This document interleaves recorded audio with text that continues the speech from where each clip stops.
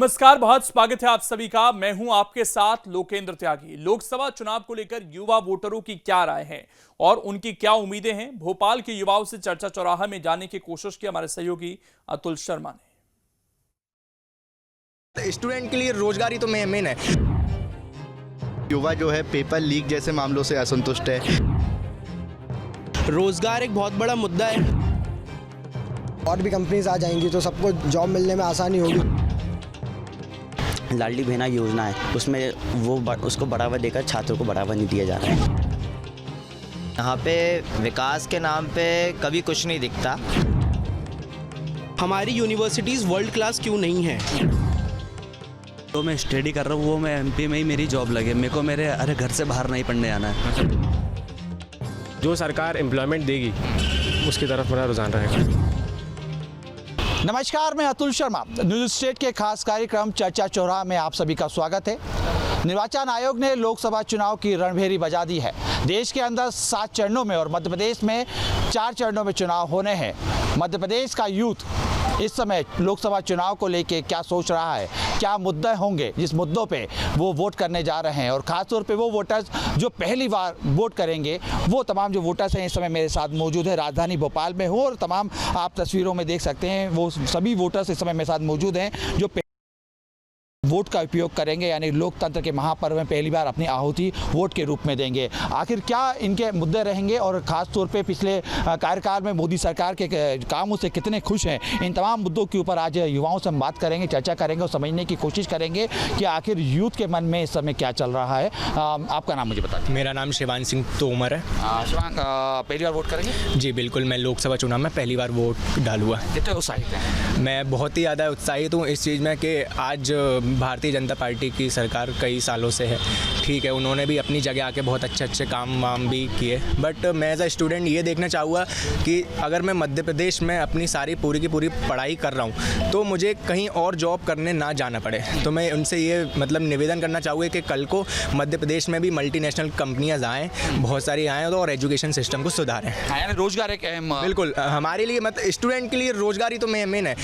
आपने राम मंदिर बनाया, ये सारी चीज़ें भी देश के लिए बहुत ज़्यादा ज़रूरी चीज़ें हैं, जो कि हम मानते हैं कि ये भी एक तरीके से सही है बिल्कुल। लेकिन बट एज अ स्टूडेंट मैं यही चाहूँगा कि हमें रोज़गार मिले, वरना हमारी माँ बाप की फ़ीस ये जो लाखों रुपए जो आएंगे वो तो फिर बर्बाद ही हैं। अगर बेरोजगारी अगर घूमना है तो फिर हम लोग पढ़ाई क्यों करें फिर इस चीज़ से। ठीक है, यानी मुद्दा कहीं ना कहीं रोजगार का रहने आ रहा है। आपका नाम मुझे बता दीजिए। आदित्य सोनी। आदित्य, 5 साल का कार्यकाल हम देख रहे हैं। इससे पहले 2014 से लगातार हम देख रहे हैं और कहीं आप लोग ऐसे वोटर्स हैं कि लंबे समय से आप लोग ने बीजेपी की सरकार देखी है। सबसे पहले मैं ये समझने की कोशिश करूंगा इस 10 साल के जो कार्यकाल रहा मोदी सरकार का और खासतौर के युवाओं के दिमाग में उसको लेके क्या चल रहा है। देखिए, 10 साल का जो कार्यकाल रहा है भारतीय जनता पार्टी का, उसमें कहीं ना कहीं युवा जो है पेपर लीक जैसे मामलों से असंतुष्ट है। दूसरा, जितना वादा 2 करोड़ रोजगार का सरकार ने किया था, चाहे राज्य स्तर पे हो केंद्र स्तर पे हो, वो एक तो उनको नहीं दे पाए। और सबसे बड़ी समस्या रोजगार के अतिरिक्त यदि आती है तो जो युवा खुद एंटरप्रेन्योर बनना चाहते हैं, खुद का व्यवसाय शुरू करना चाहते हैं, उनको कहीं ना कहीं सरकार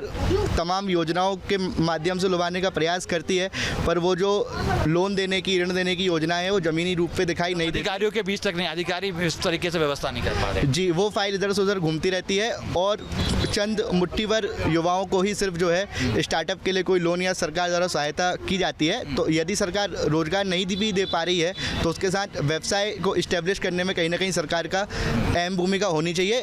एंटरप्रेन्योरशिप को बढ़ावा मिलना चाहिए और स्टार्टअप को भी बढ़ावा सरकार के द्वारा दिया जाना चाहिए। स्टार्टअप को लेकर जो इस समय हम देख रहे हैं कि कुछ जो पैसों की जरूरत रहती है युवाओं को, उसको सरलीकरण की आप ये बात करें कि उसका सरलीकरण होना चाहिए, यानी कि जो लोन की व्यवस्था है उसको सरल कर देना चाहिए। जी, उसको और सरल करना चाहिए। स्टार्टअप इंडिया जैसी स्कीम्स को और ज़मीनी स्तर तक लाने की ज़रूरत है। ये मैच कागजी स्कीम की तरह हो गई हैं। यदि कोई एक सामान्य युवा अगर लोन लेने के लिए जाता है या फिर किसी प्रकार की लीज़ की ज़मीन लेने के लिए जाता है तो उसको तमाम जगह चक्कर काटने पड़ते हैं। उस प्रोसेस को और सिंप्लीफाई करना चाहिए सरकार को। ठीक है, आपका नाम मुझे बता दीजिए। मेरा नाम सीमांत है। सीमांत, पहली बार वोट करेंगे? जी सर, मैं पहली बार वोट कर रहा हूँ। उत्साहित हैं? बहुत उत्साहित हूँ मैं पहली बार वोट करने के लिए। सीमांत, एक्चुअली सारे देश की नज़र युवाओं के ऊपर इस समय खास तौर पे, क्योंकि आज का युवा इतना समझदार हो चुका है कि बिना मुद्दे पे कभी वोट नहीं करना चाहता। आपके जहन में क्या चल रहा है? मेरे जहन में ये चल रहा है कि ये मेरा फर्स्ट टाइम वोट है, तो ये मेरे लिए बहुत बड़े चैलेंज की बात है, क्योंकि हमारे सामने कई सारी पॉलिटिकल पार्टीज़ है, सबकी अच्छाई है, सबकी बुराई है, लेकिन अभी भी अगर देखा जाए तो सबसे बड़ा अगर कोई मुद्दा है हमारे सामने तो वो बेरोजगारी है। और जहाँ तक मैं देख पा रहा हूँ बीजेपी की सरकार जो है वो कहीं ना कहीं बेरोजगारी को मिटाने के लिए विफल हो रही है, जिस वजह से मैं अपना पहला वोट बहुत सोच समझ के दूंगा और मैं बहुत ज़्यादा उत्साहित हूँ अपने पहले वोट। शिक्षा नीति को लेके कितना आप, क्योंकि देखिए शिक्षा कहीं ना कहीं हम देख रहे हैं कि शिक्षा नीति को लाया जा रहा है, खासतौर पे इस कोशिश की जा रही है कि ग्रामीण अंचलों में वो युवा जो पढ़ाई से दूर रहता था उसको पढ़ाई की तरफ आकर्षित किया जाए, उसको ग्रामीण इलाकों में बेहतर शिक्षा दी जाए। लगने लगा कि ऐसा हो रहा है? नहीं, मुझे ऐसा नहीं लगता कि अभी ऐसा हो रहा है, क्योंकि ऑन पेपर्स देखने को तो बहुत कुछ मिल रहा है, बट अगर हम उसको रियलिटी में देखने जाए तो ऐसा मुझे नहीं लगता कि ऐसा कुछ हो रहा है। क्योंकि आज भी अगर मैं खुद ही एक स्टूडेंट हूँ और मैं देख रहा हूँ आज भी हमें 15 साल पुरानी किताबें पढ़ाई जा रही, लेकिन आज देखा जाए तो टेक्नोलॉजी कितनी आगे बढ़ रही है। अगर यही शिक्षा नीति रही तो फिर आगे काम कैसे चल पाएगा, हम दूसरों से कॉम्पिटिट कैसे कर पाएंगे। ठीक है, आपका नाम बताइए। अनिल गोस्वामी है मेरा नाम। अनिल, क्योंकि देखिए सरकार की तरफ से जिस तरीके से हम देखते हैं कि लगातार आइडियाज आ रहे हैं, ठीक है, कोशिश भी की जा रही है, क्योंकि देखिए किसी भी देश का जो भविष्य है वो युवाओं पे टिका रहता है, और युवा अगर मजबूत होगा तो देश मजबूत हो जाएगा, इस बात से कोई भी दरकिनार नहीं होता। ठीक है, लेकिन इस बात को मैं समझने की कोशिश कर रहा हूँ कि जब सरकार की तरफ से योजना आती है तो धरातल तक पहुँचने में जिस तरीके से आप जिक्र कर रहे हैं कहाँ कमी रह जाती है, उस गेप को कैसे भरना होगा? जी बस वही, जैसे किसी भी चीज़ की रूपरेखा फाइल फर्स्ट स्टेज 3 स्टेज रहती है, 3 रूपरेखा में कोई भी अपना जो सरकारी काम है वो काम होता है, लेकिन वो पहला ही काम इतनी देर अपने सरकारी दफ्तर के ही लोग लगा देते हैं या जो भी प्राइवेट सरकारी दफ्तर के लोग हैं कि उनको डॉक्यूमेंटेशन इतने वेरीफाई करने रहते हैं कि वो इसी में प्रारंभ रूप से यदि कोई काम करेगा तो 1 हफ्ते का काम रहता है, लेकिन वो 1 हफ्ते कोई काम को 4 वीक में डाल देते हैं, 4 वीक में कोई दूसरा आ जाता है, फिर वो दूसरा भी फर्स्ट शुरुआत ही करेगा ना उधर से ही, तो इस रूप में स्टूडेंट परेशान हो जाता है, उसका जो मानसिक जो उसमें ऊर्जा रहती है तो वो कहीं ना कहीं उसमें कमी हो जाती है, डाउन हो जाती है। तो इस चक्कर में युवा और कुछ कदम उठाने के चक्कर में और कुछ कदम उठाता है, तो इससे और बेरोजगारी बढ़ती है। जिसमें टैलेंट है उसको टैलेंट यदि कहीं पेश ना कर पाएगा तो कहाँ टैलेंट दिखा पाएगा। तो वही सब चीज़ें हैं कि मध्य प्रदेश में जो भी है तो स्टूडेंट जैसे ही पास आउट होता है उसके हिसाब से मध्य प्रदेश की परीक्षा का रिजल्ट है वो जल्द से जल्द आना चाहिए। एक सरकार की तरफ से आप लोग की अपील है, कुछ और लोग भी, मैं उनसे भी बात कर लेता हूँ, समझ लेता हूँ। आपका नाम मुझे? वंश कनूजिया। वंश, क्या करते हैं? मैं सर छात्र हूँ। छात्र हैं जी। पहली टाइम वोट डाल रहे हैं? जी फर्स्ट टाइम वोटर। बस क्यों वोट डालने के तैयार हो? जी जी। हैं? अच्छा, क्या मुद्दे रहने वाले वंश, क्या सोच के वोट डालने जाओगे तुम? सर मैं फर्स्ट टाइम वोटर हूँ, जो कि मैं सबसे पहले छात्र हूँ। मैं छात्र हितों की बात करूँगा। आज आप देख रहे हैं कि छात्रवृत्ति के लिए छात्र दर दर भटक रहा है, उसको छात्रवृत्ति नहीं दी जा रही। कॉलेज प्रशासन से बोला जा रहा है कि आप जाके कलेक्ट्रेट में बात कीजिए, कलेक्ट्रेट से बोला जा रहा है कि आप जाके कॉलेज में बात कीजिए। कहीं ना कहीं ये हमारी जो छात्रवृत्ति शासन द्वारा दी नहीं जा रही। आज का छात्र दर दर भटक रहा है, और छात्रवृत्ति कहीं ना कहीं जो लाडली बहना योजना है उसमें वो उसको बढ़ावा देकर छात्रों को बढ़ावा नहीं दिया जा रहा है। तो आपका नाम मुझे बता दीजिए। राजीव सोनी। राजीव, क्या कहाँ पढ़ाई कर रहे हैं? मैं भोपाल में ही कर रहा हूँ, बाहर से आया हूँ। बाहर से आया हूँ जी। कौन सी ईयर के हैं? मैं 3rd ईयर का हूँ। 3rd ईयर के। कब से भोपाल में, कब से? मैं 3 साल से हूँ। वैसे रहने वाले कहाँ से? मैं रहने वाला गाडरवारा से हूँ। गाडरवारा जी, ठीक है। अच्छा राजीव, स्कूल्स में जिस कॉलेज में तुम आप पढ़ रहे हो, तमाम सरकारों का ये दावा है कि जो बिल्डिंग्स हैं या जो फैकल्टियाँ हैं या जो सुविधाएं दी जानी थी छात्रों को, वो सुविधाएं हम देने की पूरी तरीके से कोशिश कर रहे हैं। ठीक है, कितनी इस बात से आप सहमत दिखाई दे रहे हैं? सहमत तो मतलब ऐसा है कि 50-50% है। अब कुछ चीज़ें मिल पाती हैं बच्चों को, कुछ चीज़ें नहीं मिल पाती। जैसे मोदी सरकार है, उन्होंने क्या है, राम मंदिर बनवा दिया, और एज ए यूथ अब मैं जॉब के लिए अभी भटक रहा हूँ। अब मेरा क्या बोलते हैं UG हो गया है, PG मेरा चल रहा है। अब मेरे को, लेकिन हम देखिए सरकार लगातार निवेश भी कर रही आ रही है। हमने अभी देखा उज्जैन के अंदर इन्वेस्टर समिट हुआ, कई हज़ार करोड़ रुपए का निवेश भी आया।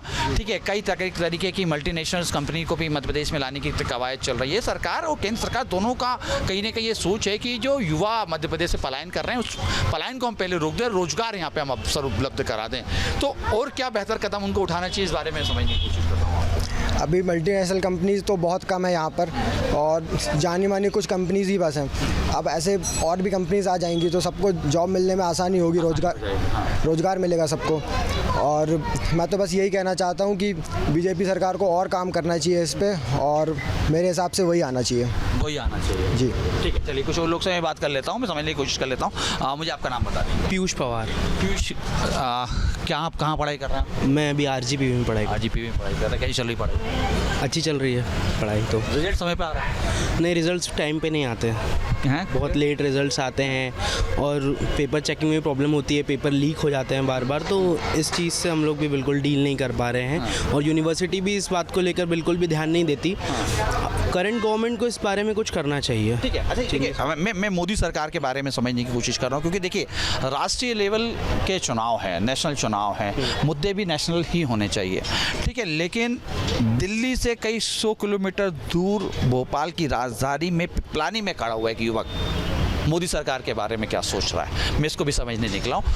क्या सोचते हैं आप सरकार? देखिए, मैं ये सोचता हूँ कि वो दिल्ली में बैठे हुए हैं, एडमिनिस्ट्रेशन जो होता है तो उनके पास में इतने एम्प्लॉयज़ हैं, जैसे प्रधानमंत्री से के नीचे उनके सेक्रेटरी होंगे, उनके नीचे और IAS IPS ऑफिसर्स, उनके नीचे फिर स्टेट लेवल पे कोई काम देखता है, कोई यूनिवर्सिटी लेवल पे देखता है, तो एडमिनिस्ट्रेशन तो वो सही कर सकते हैं ना। कम से कम ये छोटी छोटी बेसिक प्रॉब्लम्स नहीं होनी चाहिए।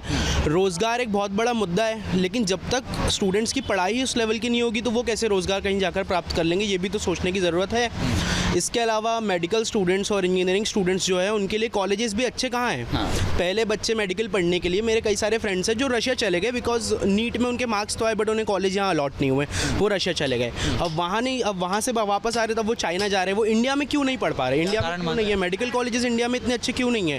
गवर्नमेंट कॉलेज चुनिंदा बच्चों को मिलते हैं जो बहुत टॉप मार्क्स ला लेते हैं या फिर रिजर्वेशन वाइज में मिल जाते हैं। बाकी बच्चे क्या करेंगे? हमारी यूनिवर्सिटीज़ वर्ल्ड क्लास क्यों नहीं है, ये हमारा कहना है। क्या गवर्नमेंट के पास पैसे नहीं है? गवर्नमेंट बजट तो अपना लाती है ना, हज़ारों करोड़ों का, कि हमने एजुकेशन के लिए बजट लाया है, तो आपकी यूनिवर्सिटी के हॉस्टल्स अच्छे क्यों नहीं है?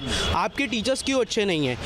अब मेरा ये कहना है कि हमें डील करनी है ऑल ओवर इंडिया, तो हमारे जो टीचर्स हैं वो उनकी इंग्लिश और हिंदी सब फ्लुएंट होनी चाहिए ताकि हमें भी समझे। अब मध्य प्रदेश का कोई बच्चा अगर तमिलनाडु में जॉब करने जाएगा तो वो हिंदी में तो बात कर नहीं सकता, तो इसी तरीके से इसके जो लैंग्वेजेस में सुधार होना चाहिए। हाँ, क्या है कि लैंग्वेज कोचिंग भी एक बहुत इंपॉर्टेंट चीज़ है। ठीक है, क्या लगता है कितने सरकार 10 साल की हो रही है, 2014 से मोदी सरकार है, कितना विकास हुआ?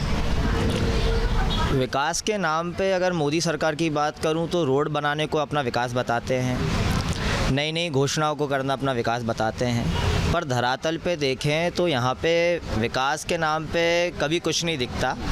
अब बात यह है कि मैं मोदी को चुनने नहीं जा रहा हूँ, मैं यहाँ के सांसद को चुनने जा रहा हूँ, मैं यहाँ के उस जनप्रतिनिधि को चुनने जा रहा हूँ जो जनता की मदद करे। अगर मैं भोपाल का हूँ, भोपाल का रहने वाला हूँ, बात करूँ पिछले 5 साल में, अगर हमारी जो पूर्व सांसद, मतलब जिनको सांसद का टिकट मिला था पहले, आज से 5 साल पहले, साध्वी प्रज्ञा जी, उनके द्वारा क्या काम किया गया ये कोई आके मार्केट में बताने को तैयार नहीं। नया नाम लेके आए आप आलोक शर्मा जी का, जो कि एक हारे हुए व्यक्ति हैं। कहीं ना कहीं भाजपा चुनाव लड़ तो रही है पर वो एक नाम पे लड़ रही है, जो कि मोदी जी के नाम पे लड़ रही है। कार्य क्या है, इसके अलावा कुछ और लोग भी, मैं और भी समझने की कोशिश कर लेता हूँ कि आखिर उनके मन में क्या चल रहा है। क्या नाम है आपका? रोहन। रोहन, पढ़ाई कर रहे हैं? हाँ, पढ़ाई कर रहे हैं। पहली बार वोट डालेंगे? हाँ। कितने उत्साहित वोट? बहुत उत्साहित हूँ। अच्छा रोहन, क्योंकि देखिए, क्योंकि यूथ है, कुछ भी करता है तो बहुत सोचता है, प्लान करता है और फिर उसको धरातल पे लाता है। वोट के लिए क्या प्लान किया है? अरे मैंने वोट के लिए प्लान किया है कि जो मैं स्टडी कर रहा हूँ वो मैं MP में ही मेरी जॉब लगे। मेरे को अरे घर से बाहर नहीं पढ़ने जाना है। घर से बाहर नहीं जाना है, घर से बाहर नहीं जाना है। मैं खरगोन जिला क्षेत्र का हूँ, तो मेरे को अपने घर में ही नौकरी चाहिए। घर पे ही नौकरी, परिवार के साथ ही रहना। हाँ, वही मम्मी पापा के साथ रहना है। तो फिर ऐसी बाहर जॉब लग जाएगी तो मैं क्या काम की, क्या ज़िंदगी मेरे काम की, मेरे माँ बाप के काम नहीं। तो मैं ये चाहूँगा कि मेरी नौकरी लगे तो मेरे इलाके में लगे।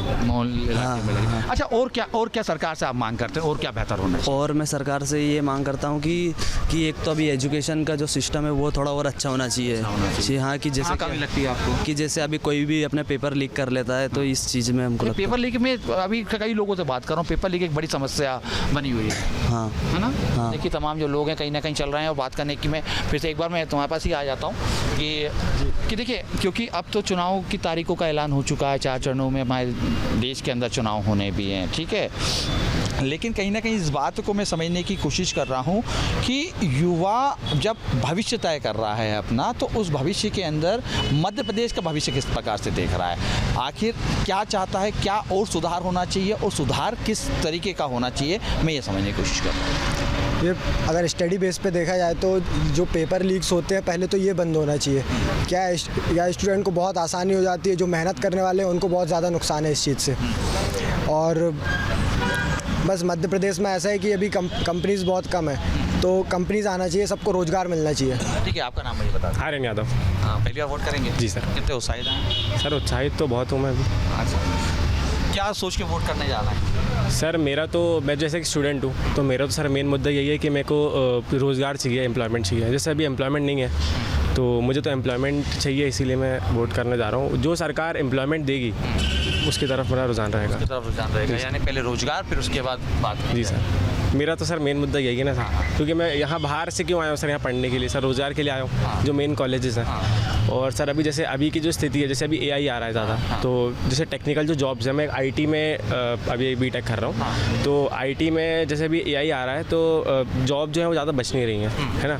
तो इसीलिए, और कंपनी भी जैसे आप देख रहे हैं मध्य प्रदेश में ऐसी कोई ज़्यादा कंपनियाँ हैं नहीं, इंदौर में है थोड़ी बहुत, और भोपाल में तो अभी IT पार्क जो बना है उसमें तो कोई कंपनियाँ हैं नहीं सर।